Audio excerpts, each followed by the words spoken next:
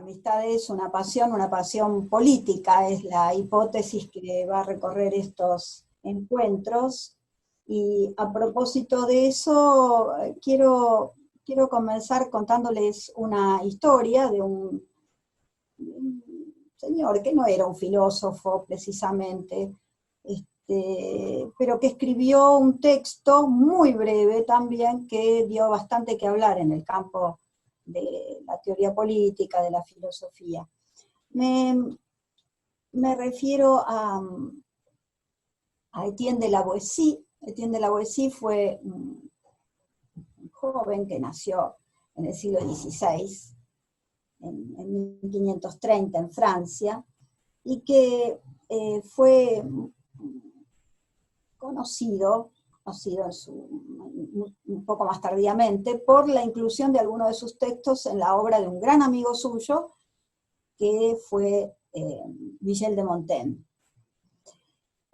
Pero les quiero contar quién es Etienne de la Boétie, que es bastante poco conocido fuera del ámbito de la filosofía política. Les decía que él nació en Francia, que muy joven ya hizo sus estudios como abogado, y era un joven de una familia católica, pero piensen que vivió en el siglo de las mayores guerras religiosas, y estudió en la Universidad de Orleans, donde conoció a Anne de Bourg, que fue un gran maestro para él, y que también era de origen católico, pero muy contrario a la violencia que se daba contra los hugonotes, que eran los protestantes franceses.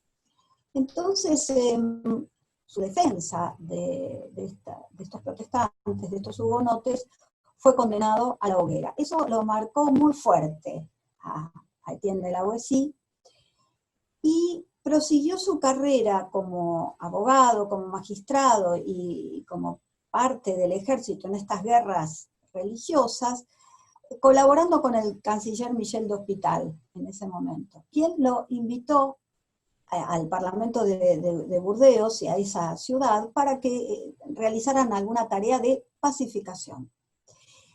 Y esa tarea consistió, o tuvo como objetivo en principio, calmar las aguas entre católicos y hugonotes, y a Etienne de la Boétie se le ocurrió la loca idea, digo, en este mundo de grietas constantes, y en la Argentina tan agrietada, se le ocurrió esta loca idea, que en los pueblos, esa jurisdicción que ellos tenían que pacificar, donde hubiera dos iglesias, la más pequeña se le daba a los protestantes, y donde hubiera una sola, que era lo más frecuente, podían compartir lunes, miércoles y viernes uno, martes, jueves y sábados los otros, y el domingo a sorteo.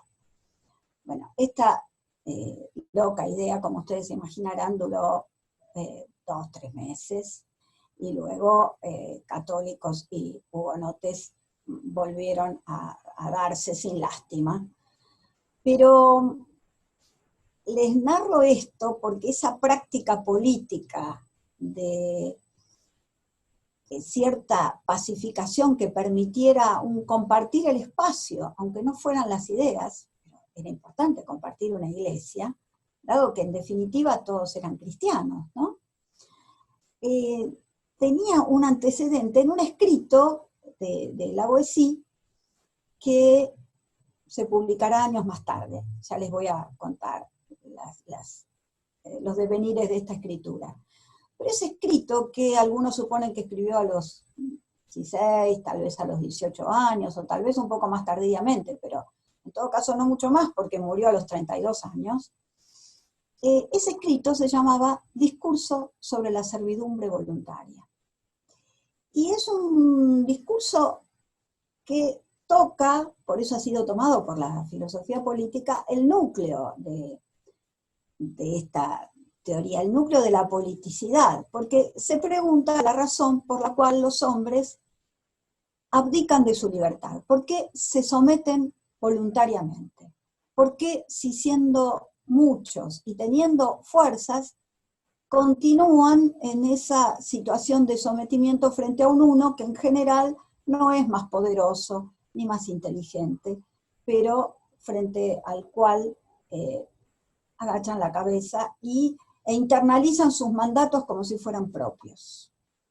Esto de internalizar es un término muy contemporáneo, pero lo que dice la Boétie claramente es que muchos de aquellos que son esclavos o que están sometidos a situaciones muy penosas por el tirano, cuando logran, los pocos que logran acceder a un estadio más alto, sucede que asimilan justamente las actitudes de ese tirano y reproducen la misma relación amo-esclavo, digamos. Esta es la pregunta núcleo, ¿no? Pensemos que estamos en el siglo XVI. La Boétie se pregunta, ¿por qué la servidumbre voluntaria? Maquiavelo, al mismo tiempo, asesora al príncipe para lograr la unidad del Estado. Son dos posiciones, tal vez no antitéticas, digo, en el sentido que las dos interrogan al núcleo de la teoría política. Les contaba un poquito la historia de este texto que no fue publicado en vida de la Boétie. Él muere de una peste muy joven, como les decía.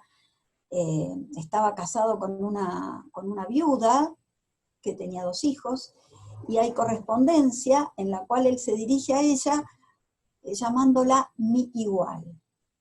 Tomemos nota de esto, siglo XVI, es algo raro, y que tendrá que ver con las tesituras de su libro.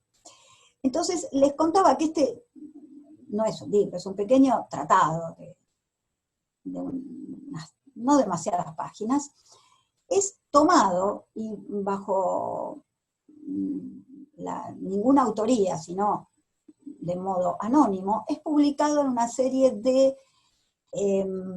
diarios, de pasquines, diría, de los hugonotes, y subtitulado con estas palabras, contra el uno, es decir, pronunciándose contra el rey, contra la monarquía, contra la cual se erguían los hugonotes. Entonces, su texto, que era un texto que interrogaba acerca de la servidumbre voluntaria, se convierte en un panfleto libertario, pero a favor de los hugonotes. Esto también hay que tomarlo en cuenta, porque Michel de Montaigne, el autor de los ensayos, el creador de ese género literario que en Europa tiene que ver con el devenir de las aventuras de esa interioridad burguesa que recién se está constituyendo, y en eso consisten los ensayos, según el propio Montaigne, una investigación sobre su propio yo. Bueno, Montaigne se hace amigo de la Boétie en la casa de un amigo, que es a quien la Boétie le había dedicado el discurso de la servidumbre voluntaria, y la amistad llega a ser tan profunda que Montaigne pasa los últimos días junto a Etienne de la Boétie, cuando ya está enfermo de esta peste que saben que será terminal para él, junto con la familia, la esposa, los hijastros, los suegros de la Boétie. Y es allí donde él se hace depositario de todas las obras, los manuscritos de Etienne, entre ellos este Tratado de la Servidumbre Voluntaria, un conjunto de poemas, porque la Boétie era muy amigo de los poetas de la Pléiade, y otros escritos, manuscritos sobre temas legales. En 1580, Montaigne publica sus ensayos. Estos que les decía fundan un género. Y decide publicar ahí, en esos ensayos, justamente luego del capítulo sobre la amistad, el texto de la servidumbre voluntaria. Pero ¿qué pasa? En ese momento el texto estaba siendo difundido bajo gracias, mejor dicho, a la circulación que le daban los medios protestantes. Montaigne cree que esto es peligroso y decide reemplazar el texto del discurso de la servidumbre voluntaria por una veintena de poemas de la Boétie. Pero es muy interesante, y me gustaría que lo conversáramos, el lugar donde ubica este discurso. Entre el capítulo, les decía, de la amistad, donde lo menciona explícitamente a la Boétie, y el capítulo de los caníbales. Los caníbales, caíbes, este término que tiene mucho que ver con la historia de América, ¿no? Porque justamente ese tropo de los caíbes, caníbales, el Calibán de Shakespeare, etc., todo este tropo del canibalismo y la antropofagia es aquel con el que se menciona América habitualmente, y se habla de este espacio como aquel donde se justifica el exterminio de las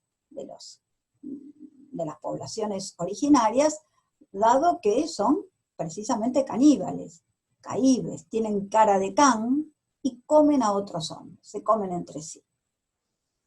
Bueno, Montaigne usa la noción de caníbales en un sentido muy opuesto. Dice que en realidad todos somos el otro, el caníbal para nuestra propia cultura, que toda cultura es etnocéntrica, entonces que la visión del otro se constituye siempre como la del monstruo, y nosotros seríamos la vara, la medida para calificar o cuantificar la monstruosidad del otro. Pero quiero ir a esto. Hay un escritor muy importante francés, Michel Butor, que dice que hay una arquitectura muy interesante aquí en lo que arma Montaigne, que es poner el discurso de la servidumbre voluntaria, de la cual ya hablaremos enseguida, entre la amistad y el canibalismo, porque él precisamente dice que esos caníbales viven en las tierras de la libertad, donde no hay nadie que domine a los otros. Una visión tal vez muy idealizada, pero en todo caso contraria a esa visión de comunidades que se comían unos a los otros, semibestias, semianimales. Es muy propio del siglo XVI esta comparación entre lo animal y lo humano, que ya también encontraremos en el discurso. Entonces, la amistad es lo que lleva desde la servidumbre voluntaria hacia la libertad. Esa es la hipótesis fuerte, ¿no? Es lo contrario, es lo que nos quita del ámbito de la servidumbre y nos lleva al deseo de libertad. Esa hipótesis de Montaigne me parece que es la que podemos leer perfectamente en el texto, y es la que me gustaría recorrer con ustedes hoy. Hay una serie de cuestiones muy interesantes que dice la Boétie, que tienen que ver con este tema de las razones de la opresión. Razones de la opresión que están vinculadas básicamente con eso, lo diría muy contemporáneamente, con esa identificación del esclavo con los atributos del amo, porque, como les contaba antes, una vez que ha podido desencadenarse, o los pocos que han podido desencadenarse, adoptan las mismas posiciones que ese amo. Pero la Boétie no es un ilustrado, no es del siglo XVIII, es alguien que piensa en otros términos, con una escritura muy manierista, ¿no? Con una escritura llena de citas eruditas del latín, del griego. Él ha sido un gran traductor también de Platón, de los clásicos, es un cultor de la propia lengua, por eso es amigo de los poetas de la Pléiade que reivindican el francés. Él intenta encontrar en la matriz de la propia lengua las formas de hacer lazo con los otros. Y ese lazo se hace en el espacio público político a partir de las redes de la amistad. Y esas redes de la amistad son lo contrario del par amigo-enemigo, para decirlo en términos de Carl Schmitt. Pero Cuando se pregunta primero, la Boétie, por qué los hombres se someten voluntariamente, compara a los hombres con los animales, ¿no? Y da muchos ejemplos sacados de la literatura clásica y de fábulas, donde los animales, aún aquellos que parecen brutos o irracionales, afrontan cualquier peligro o prefieren la muerte antes que someterse al amo, perder su libertad, vivir entre grilletes. Hay algo muy importante que plantea la Boétie en este sentido, es que la amistad no implica ninguna igualdad. No hay igualdad entre los amigos, hay diferencias, puras diferencias. La amistad no es entre iguales, ¿no? La igualdad en todo caso quiere decir la posibilidad de la toma de la palabra, el no sometimiento a la voluntad del otro. Pero de ninguna manera es una igualdad en las condiciones o en las características, ni siquiera en las opiniones. En ese sentido, su experiencia, la de los católicos y los hugonotes, debatiendo o peleando hasta la muerte, no es la de la igualdad, y no es lo que él propone, no son iguales católicos y hugonotes. Hay mucho que discutir entre ellos, evidentemente, pero no es esa la condición para la amistad. Esta condición tiene que ver con un lugar dialógico y con el no sometimiento del uno al otro. Pero para llegar a esa amistad, lo importante, se le ocurre a la Boétie, lo que dice la Boétie en relación al problema de la amistad es que lo más importante es retomar esta, no tanto la confianza en la amistad, como desconfiar del tirano que todos llevamos dentro. ¿Quiénes son esos tiranos? ¿Qué es esa tiranía que nos habita? Esa es la condición que habría que examinar, esas condiciones que facilitan el que nosotros estemos habitados por la tiranía. Esta susceptibilidad en nosotros mismos para volvernos el amo del otro es aquello en lo que hay que desconfiar. No hay que buscar derrotar solo al tirano que está afuera, sino sobre todo al tirano que está dentro de nosotros. Y es ahí donde se puede empezar a jugar el par, ¿no? Libertad, amistad, opresión, servidumbre. La opresión, ¿no? Jugada como víctima o jugada como victimario, es lo que nos lleva necesariamente a la servidumbre. Porque el amo, esto es interesante, ¿no? El amo tampoco es libre. Porque no tiene a nadie con quien hablar verdaderamente, no tiene ningún amigo, solo tiene aquellos que le temen y que en cuanto tengan la más mínima oportunidad van a destruirlo. De modo que en este sentido el trabajo no sería tanto el de buscar amigos como el de derrocar tiranos internos y externos. En ese sentido también la Boétie podríamos decir que avanza, o quizás nosotros avancemos con los siglos pensando lo que él dice, y podamos permitirnos derivar de esa noción de amistad, que no hay una amistad total, ¿no? Una amistad en la cual haya una identificación total entre un amigo y el otro, sino que toda amistad es fragmentaria, instantánea, momentánea. En un momento somos amigos, en tal instancia con otro, y podemos tejer una trama, y esa trama es la que permite que algo del deseo de libertad aparezca. Si se sacralizara el amor amical, ¿no? De un modo absoluto, tendríamos simplemente tribus de comunes, podríamos tener los barra bravas de un equipo de fútbol que se identifican de modo absoluto y que juegan su ser total, ¿no? al emblema que los identifica. Ahí tendríamos un juego del todo o nada. no es esto de lo que hablamos cuando hablamos de amistad.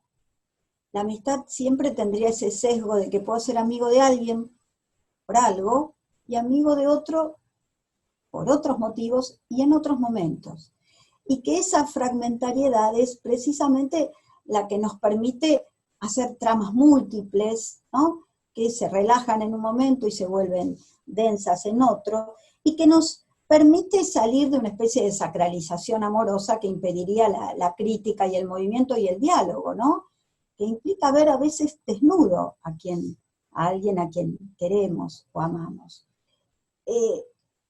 Mucho más contemporáneamente, en los términos del siglo XX, del totalitarismo, implicaría esa totalidad de la imagen, esa forma no fragmentada de un ideal con el cual me identifico, ¿no? Esa figura del Führer o de cualquier otra instancia que, al ser totalizadora, lo que permite es justamente una política sacrificial. Las políticas sacrificiales son las que justamente recortan, reprimen, censuran, matan cualquier diferencia respecto de un ideal.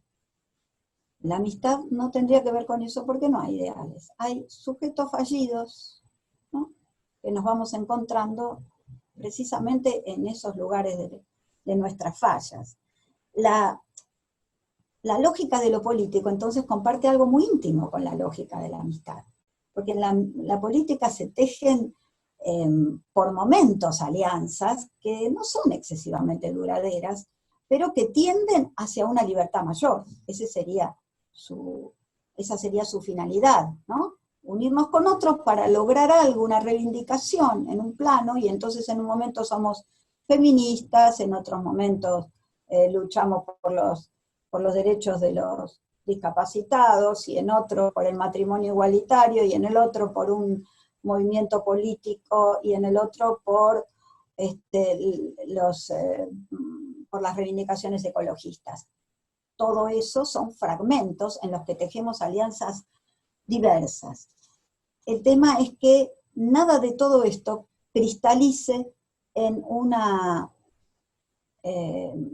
dicotomía entre amigo y enemigo. Y uso a propósito estos términos del jurista del nazismo, de Carl Schmitt, porque esa lógica del amigo y el enemigo llevada a la política es la que describe al espacio político siempre como el lugar en donde hay un amo y un esclavo, y donde solo podemos ocupar uno u otro lugar. Solo podemos ser amos o solo podemos ser esclavos.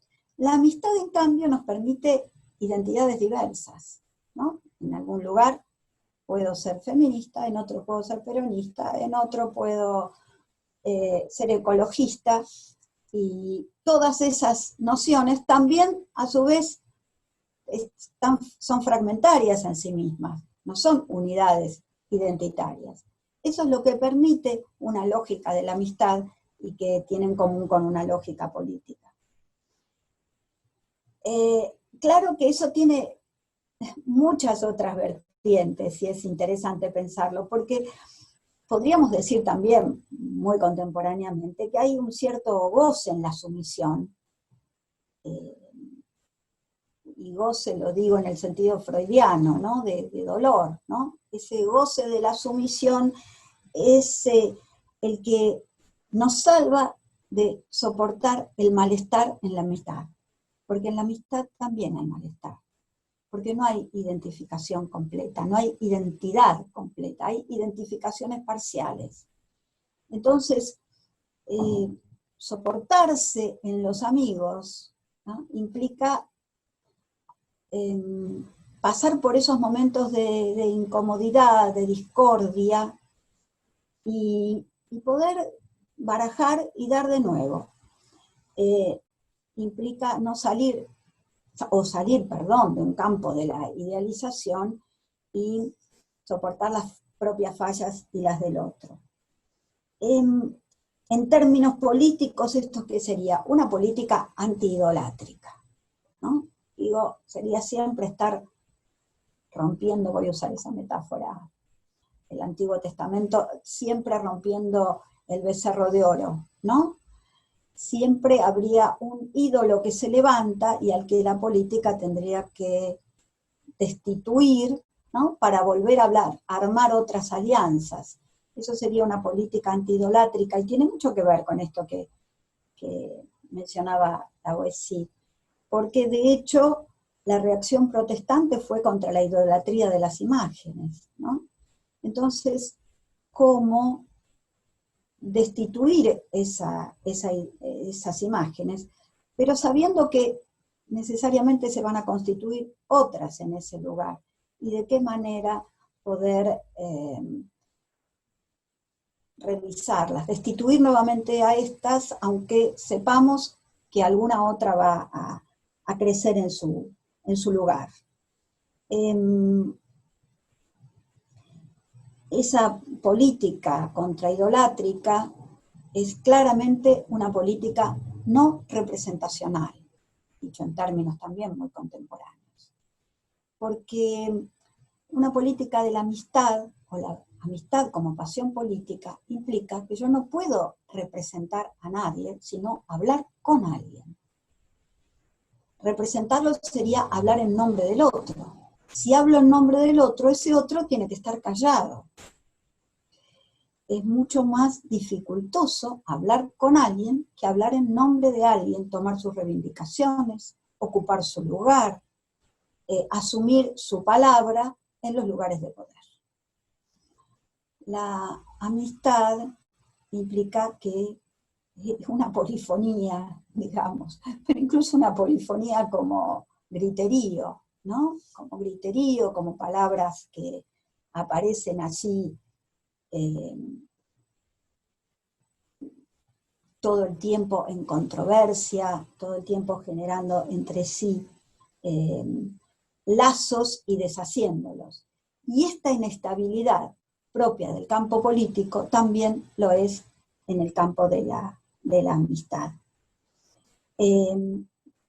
Quisiera retomar para terminar esta idea que me parece muy importante, y es que la amistad es el único camino que conduce a ciertos momentos de libertad.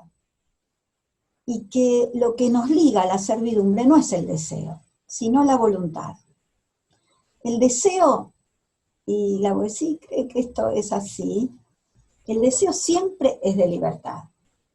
Y la servidumbre es una obligación que ejercemos sobre nuestra propia condición. Y esa coacción es voluntaria. Por eso, quizás, en esta semana de la amistad, tengamos que pensar y dejarnos llevar mucho más por el deseo que por esta voluntad de servidumbre. Gracias. Seguimos conversando.